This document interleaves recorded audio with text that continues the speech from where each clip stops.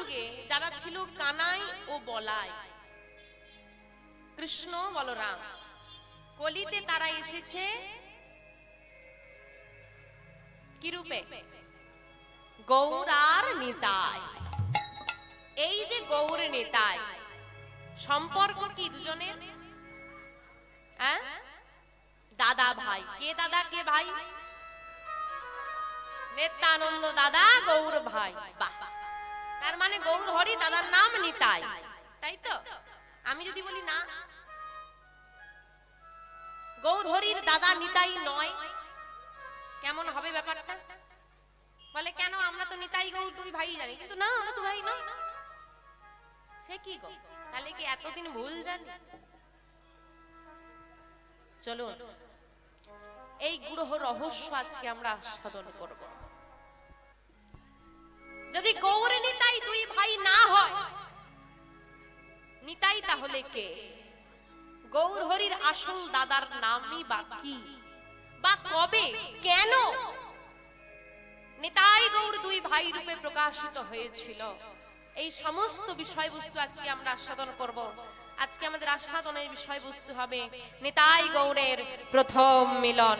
নিতাই গৌরী সীতানাথ প্রেমানন্দে হরি হরি কিবা কলি ঘোর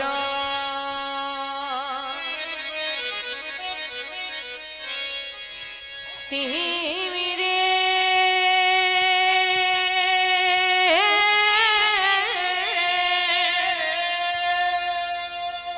আমারে গোরা শোনো জগজনে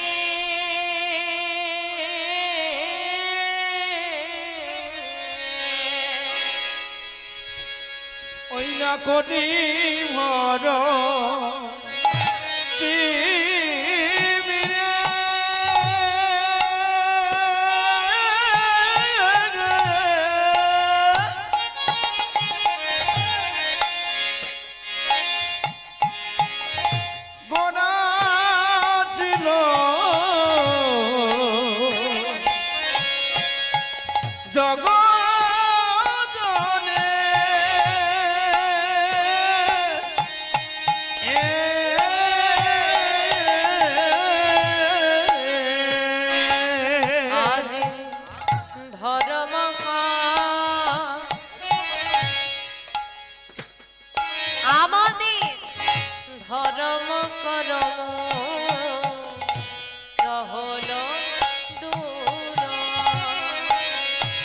আরে ধর্ম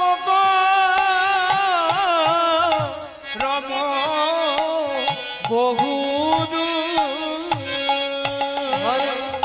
দূরে যে গেল রে, ধর্ম দূরে যে গেল রে, এই যে গেল রে, দূরে যে গেল রে, কলি ঘোর দিবে, দূরে যে গেল রে, ওই না গলি বাবুতি ধরে, দূরে যে গেল রে, কলি ঘোর দিবে, দূরে যে গেল রে, ধর্ম করম আজি, দূরে যে গেল রে, ধর্ম করম, দূরে যে গেল রে, ধর্ম করম, দূরে যে গেল রে, ওই না ঘন কলি উদ্ধার, দূরে যে গেল রে, গৌর হরি অবতারে, দূরে যে গেল রে, ধর্ম করম, দূরে যে গেল রে, ওই না হরি হরি হরি করে, তাই গৌরী সীতানাথ হরি দূরে যে গেল রে, হরি হরি হরি বলে, দূরে যে গেল রে, হরি হরি হরি বলে, গেল রে।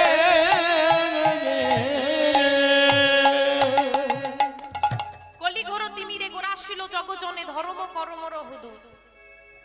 কথাগুলো একটু বুঝবেন বাবা। মহাজন বলছেন কলি ঘোর তিমিরে, তিমির শব্দের অর্থ কি? অন্ধকার।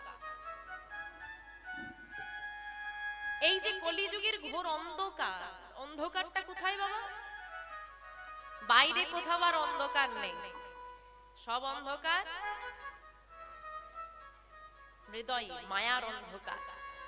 কলি ঘোর তিমিরে, শুধু তিমির নয়, শুধু তিমির নয়, ঘোর তিমির, মানে ঘোর অন্ধকার, গভীর অন্ধকার।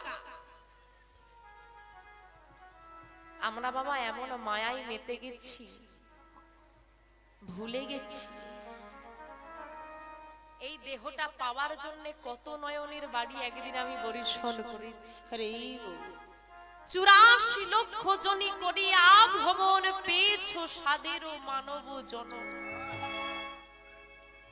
84টা লক্ষ জনম আমরা ভ্রমণ করেছি বাবা। স্থাবর অস্থাবর কীট পতঙ্গ আদি বৃক্ষলতা সবে আমি ছিলাম। আর প্রতি যুগে প্রতি বারে বারে বলেছি, হে গোবিন্দ, এবারে পশুকুলে জন্ম দিয়েছ, পরবারে যেন মানব জন্মটা পায়।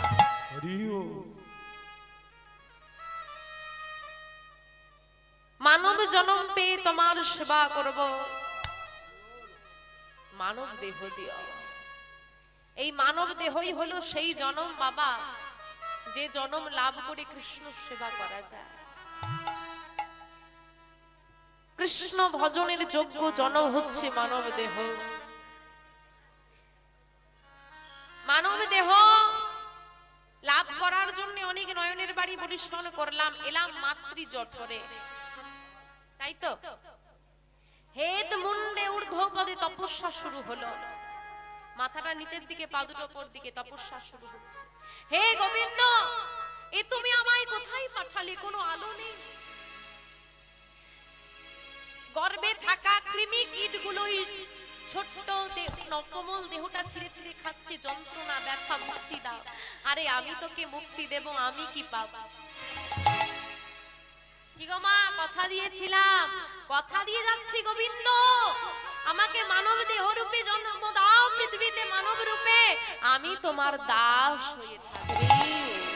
কি গো মা, বলেছিলাম তো, বলেছিলাম, হয়েছি তার দাস। বুকে হাত রেখে বলুন তো, আমি তার দাস হতে পেরেছি? সবাই আমরা মায়া মোহের দাস হয়ে রয়ে গেলাম। তাই তো মহাজন বলছে, জীব নিত্য কৃষ্ণ দাস, জীব নিত্য কৃষ্ণ দাস, তাহা ভুলি গেলাম, তাহা ভুলি গেলাম। সেই দোষে মায়া পিশাচি তার গলেতে বাঁধিলা। গলেতে তাই গৌর হরি হরি বল, হরি বল। গলেতে বাঁধিলাম। জীব নিত্য কৃষ্ণ দাস, তাহা ভুলি গেলা, সেই দোষে মায়া পিশাচি তার গলেতে বাঁধিলা।